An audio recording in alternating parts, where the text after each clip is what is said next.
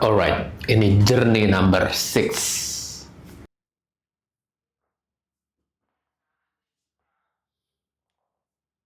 Setelah uh, proses kuret itu, kita butuh waktu. Kita butuh waktu untuk proses pemulihan, dan setelah merasa cukup siap, kita mencoba lagi proses embrio transfer yang masih disimpan sisanya, tapi ternyata nggak jadi. Ternyata nggak menempel, sehingga ya udah kita sudah nggak punya tabungan embrio lagi yang bisa dijalankan. Jadi saat itu ya pupus sudah harapan kita untuk bisa punya anak dari proses bayi tabung. Yang tadinya kita pikir bayi tabung adalah cara terakhir kita untuk bisa punya anak gitu ya. Karena dari segala yang dokter pernah kasih tahu, ada proses-proses yang kita bisa lakukan, seakan-akan bayi tabung itu adalah cara terakhir gitu, walaupun ternyata tingkat keberhasilannya juga tidak besar gitu. Ya udah, setelah momen itu, sejujurnya buat gue ada trauma terhadap bayi tabung. Gue nggak mau lagi ambil jalan itu. Gue sampai bilang sama Karin, ya sudahlah, mungkin kalau memang kita mau coba lagi punya anak, pilihannya cuma antara Tuhan kasih kita punya anak normal, atau mungkin kita mendoakan untuk adopsi. Yang pasti kita nggak akan mencoba lagi jalan untuk bayi tabung. Gue nggak mau ambil jalan itu lagi. Gue nggak berani. Gue trauma terhadap bayi tabung. Memasuki tahun 2020, kita tahu tuh momen itu adalah momen COVID. Jadi segala sesuatu di reset. Kita lockdown di rumah, stay di rumah, dan lain sebagainya. Tapi ternyata momen itu adalah salah satu momen yang gue butuhkan. Gue menata kembali hidup gue di momen COVID itu. Seakan-akan Tuhan ngasih gue, merapikan hidup gue. Banyak hal yang menurut gue lebih baik dimulai sejak momen COVID itu. Gue benar-benar rutin punya momen saat teduh, setiap pagi bangun tidur, baca Alkitab, punya doa, dan lain sebagainya di momen COVID itu. Sejak mulai COVID itu. Gue lebih olahraga, lebih rapi, makan lebih sehat, tidur lebih teratur di momen COVID itu. Gue lebih punya banyak waktu untuk bisa refleksi diri sendiri, punya banyak waktu untuk ngobrol sama Tuhan, bicara sama Tuhan. Dan di momen itulah lahirnya Under Construction Disciple. Satu dorongan dalam diri gue yang gue ceritakan di sebelumnya, ada dorongan yang kuat untuk gue bisa menceritakan kebaikan Tuhan kepada orang-orang yang muncul dari dalam gue sejak gue menerima satu pertanyaan dari Kosuta yang bikin gue gelisah. Dan itulah yang mendorong akhirnya gue terinspirasi untuk membuat Under Construction Disciple. Gue ngerasa selama ini yang mungkin membatasi gue, dan mungkin banyak dari teman-teman sekalian juga untuk bisa bersaksi dan bercerita mengenai Tuhan, adalah karena kita ngerasa kita belum cukup baik. Kita juga masih ups and down. Kita masih belum layak untuk bisa bercerita mengenai Tuhan, kebaikan Tuhan. Lu aja masih begitu, lu aja masih begitu. Akhirnya membuat kita nggak berani nih bersaksi gitu. Tapi dorongan untuk Under Construction Disciples itulah yang akhirnya membuat gue sendiri, ini adalah dorongan untuk gue berani.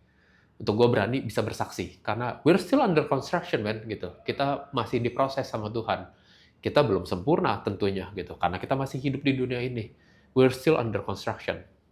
Tapi kita under construction disciple yang akan terus dibentuk. Semakin serupa dengan Yesus. Jadi jangan takut untuk bersaksi, jangan takut untuk bercerita. So that's why dalam logonya tidak ada huruf-huruf vokal selain yang di awal, supaya kita berani lebih vokal untuk bercerita mengenai kebaikan Tuhan, the goodness of God. Jadi seperti itu gitu ya. Gue mulai dari titik itu, gue mulai lebih berani untuk bercerita mengenai kebaikan Tuhan dalam hidup gue, perjalanan gue sama Tuhan. Gue mulai lebih nyaman untuk bisa menyampaikan jatuh bangunnya gue berjalan bersama Tuhan dan lain sebagainya gitu. Memasuki tahun 2021, kita harus mengambil satu keputusan yang tidak mudah gitu ya. Evlogia harus pindah lokasi, karena di lokasi yang lama kayaknya kita juga udah nggak sanggup. Jadi kita pindah ke lokasi yang baru. di daerah Jakarta Selatan. Sebenarnya di tahun itu juga bukan tahun yang sebenarnya ideal untuk pindah lokasi, starting new. Enggak, karena waktu itu penuh ketidakpastian. Kalau kita ingat di tahun itu, setiap minggu bisa ganti kebijaksanaan, PPKM yang berubah-ubah keputusannya. Jadi kalau kita baru pindah saat itu ke lokasi yang baru, dengan market yang baru, yang belum kenal kita, pasti banyak sekali tantangannya gitu. Jadi waktu kita pindah ke lokasi baru itu, gue bener-bener kayak doa bener-bener tiap hari, men, gitu.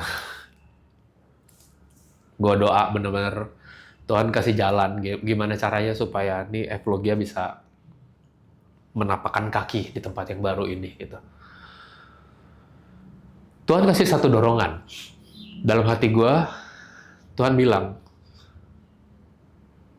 bagiin makanan gratis di depan. Buat gue nggak make sense, gitu. Pertama, gue keluar gede, men, buat renov di lokasi baru, gitu ya. Kedua, bagi makanan gratis. Uangnya dari mana, gitu. Kalau gue calculate juga, kalau gue bagi makanan gratis, paling gue cuma sanggup mungkin kurang dari seminggu, bahkan mentok paling seminggu ya, gitu. Tapi gue bilang gitu, gue mau belajar taat sama Tuhan di momen itu. Jadi Tuhan kasih tanda, kalau memang benar ini yang harus gue lakukan, gue akan tanya partner gue, Fedi, gitu ya. Kalau dia langsung bilang oke, gue jalan. Kalau dia ada sedikit keraguan, gue mundur nih, gitu. Gue kasih syarat cemen banget sih. Terus gue telepon sama Fedi. Peng, gue kayaknya didorong sama Tuhan untuk bagi makanan gratis nih di depan di Evlo. Gimana ya? Yuk, gas, kata dia bilang. Waduh, langsung dia semangat malah gitu. Ya udah, karena gue sudah bilang kalau dia tanpa keraguan gue langsung jalan, kita jalan. Jadi kita mulai nih bagi makanan gratis di depan di Evlogia gitu ya. Kita bagi makanan gratis setiap hari. Tapi itu momen ya, bener-bener gue yakin itu Tuhan pakai sih. Jadi kita bagi makanan gratis seadanya tuh, gitu. Kemampuan kita cuma segitu, kita beli dari warteg yang ada di seberang Evlo, beli beberapa, awalnya kita beli dikit, kita taruh, habis nih gitu, orang ada yang ambil, ada yang ambil. Kita pikir juga kita bantu warteg yang di depan lah, daripada kita juga masak semuanya gitu. Kita beli lauk juga nggak banyak lah, cukup lah gitu ya. Akhirnya ternyata Tuhan pakai luar biasa momen itu. Dari yang satu hari kita cuma taruh paling 5 gitu ya, awal-awal 5, gue udah bilang ini kayaknya kita nggak sanggup lama gitu. Ternyata banyak sekali teman-teman yang merespon, ikut menyumbang gitu di momen itu. Nyumbang, si ini nyumbang, si ini, Fik, gue mau ikut dong, gue mau ikut bagi makanan gratis, gue mau ikut, gue transfer kemana, gue kirim, si ini transfer, si ini nyebarin lagi, sini nyebarin lagi. Banyak banget akhirnya yang transfer gitu. Sampai gue kewalahan, sampai gue bilang, gue nggak bisa, gue harus bikin pembukuannya harus jelas, gue nggak bisa menyalahgunakan kepercayaan yang dikasih nih gitu. Akhirnya bener-bener kita akhirnya bisa bagi makanan gratis tuh berbulan-bulan setiap hari dan jumlahnya lumayan gitu. Jadi dari driver-driver online yang di momen pandemi itu kesulitan, mereka bisa dapat makan, orang-orang pemulung yang nggak bisa punya makan, orang-orang di daerah Evlogia yang baru gitu, yang mereka juga kesulitan karena kondisi yang nggak jelas di tengah pandemi, mereka bisa makan gitu. Dan gue sampai amazed gitu, ini seperti yang gue alamin, gue ngelihat langsung live di depan mata gue, 5 roti 2 ikan. Gue cuman bawa apa yang gue punya, dan gue bilang, Tuhan, yang gue punya cuma segini, aku punya cuma segini, Tuhan. Aku paling cuma bisa kasih makan sekian, dan itu cuma bisa bertahan berapa hari. Tapi Tuhan melipat gandakan banyak hal. Dan ternyata yang gue nggak sadar, karena dorongan memberi makan gratis itu, gue ditemukan satu koneksi dengan satu komunitas. Ternyata komunitas ini adalah komunitas yang selalu mempertemukan bisnis dengan charity gitu ya, untuk menyumbang. Jadi bisnis apa diajak kerjasama untuk kita nyumbang yuk ke sini gitu. Singkat cerita, gue ditemukan sama komunitas ini gitu ya. Akhirnya kita kontekan dan lain sebagainya. Gue bilang, yuk Evlogia kayaknya didorong nih untuk bisa melakukan hal seperti ini, dan kita mau terlibat nih gitu. Dia udah kita kontekan dan lain sebagainya. Ternyata Begitu kita kerjasama, kita bilang ya udah, ayo kita kerjasama. Jadi dalam penjualan Evlogia sekian bulan, waktu itu persiapan dalam bulan itu, sebagian dari keuntungannya kita akan sumbangkan, ngikut dari program yang si komunitas ini jalankan. Gitu. Akhirnya setelah kontekan dengan komunitas ini, kita kerjasama lah gitu. Dan kita dikasih tahu, oke, di bulan ini kita mau nyumbang ke rumah Ruth ya. Ini aneh. Tapi gue yakin pasti Tuhan ikut campur di sini. Jadi, beberapa waktu sebelum dari komunitas ini mention mengenai rumah Ruth, gue baru dengar mengenai rumah Ruth ini dari Mario dan Yanita. Mereka mention mengenai rumah Ruth ini. Dia kasih tahu kalau pelayanannya luar biasa lah gitu. Jadi waktu itu gue dimention mengenai Bu Devi nih, yang punyanya rumah Ruth ini. Jadi begitu dimention sama si komunitas ini, kalau di bulan ini kita mau menyumbang ke rumah Ruth, gue ngerasa kayak ini pasti bukan kebetulan. Ini pasti bukan kebetulan, karena mendadak langsung, belum lama gue mendengar mengenai pelayan rumah Ruth, ini langsung dimention rumah Ruth lagi gitu. Jadi ya kita lakukan yang terbaik nih di bulan itu, benar-benar kita push benar-benar secara bisnisnya juga kita push supaya kita bisa menyumbang lebih baik. Kita bahkan ajak-ajak secara personal juga, siapa yang mau bantu menyumbang di bulan ini untuk ke rumah Ruth gitu ya. Singkat cerita, akhirnya setelah 1 bulan itu kita menjadwalkan waktu untuk bisa langsung visit membawa sumbangannya ke rumah Ruth ini. Jadi kita datanglah ke rumah Ruth ini gitu ya. Rumah Ruth ini lokasinya ada di Bandung. Jadi waktu kita berangkat, akhirnya kita berangkat ke Bandung, kita datang visit ke sana. Gue benar-benar ngerasa kayak, ini gue merinding banget gitu pas momen itu. Gue merasa kayak, ini kok rapi banget diaturnya gitu ya. Baru dengar mengenai rumah Ruth, terus kita kontak komunitas ini, bilangnya kita mau menyumbang ke rumah Ruth, dan bahkan komunitas ini pun mengajak kita untuk langsung datang membawa sumbangannya ke rumah Ruth gitu. Jadi ya udah, kita langsung ikut ke rumah Ruth ini juga untuk membawa sumbangannya. Begitu sampai di sana, kan kita udah dengar mengenai pelayanannya rumah Ruth untuk menampung orang perempuan-perempuan yang hamil di luar nikah ini gitu kan. Tapi ternyata sampai di sana, mereka ada 2 rumah nih. Waktu itu yang kita visit, ada 2 rumah. Yang rumah yang satu adalah untuk menampung anak-anak yang lahir gitu. Jadi isinya tuh satu rumah itu anak-anak masih kecil-kecil gitu ya. Ada yang dari baru lahir, ada yang baru 1 tahun gitu. Kita tuh ngerasa kayak bener-bener, gimana ya? Kita mendoakan untuk bisa punya anak, kita berusaha untuk bisa punya anak. Tapi yang kita ngelihat di sini ada banyak anak-anak yang quote-unquote tidak diterima gitu.